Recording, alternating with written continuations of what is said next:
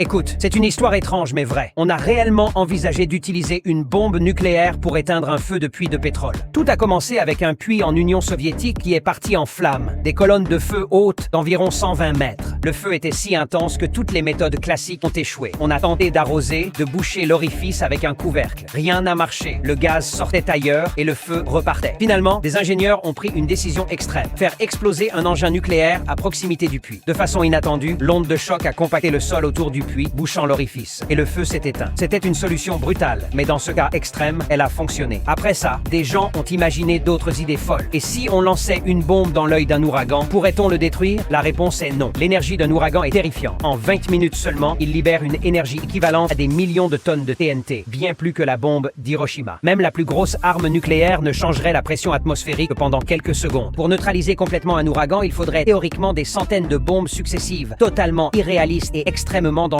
De la même manière, balancer tous les déchets dans un volcan en fusion n'est pas une bonne idée. Une grande quantité de déchets peut perturber le magma, provoquer une explosion violente, projeter des roches et des cendres et diffuser des gaz toxiques sur des kilomètres. Les conséquences pour l'environnement et les populations seraient dramatiques. En bref, des solutions violentes et extrêmes comme utiliser des armes nucléaires ou jeter des déchets dans la lave peuvent produire des effets surprenants, mais le coût en termes de sécurité et d'environnement est beaucoup trop élevé. Ce ne sont pas des solutions acceptables.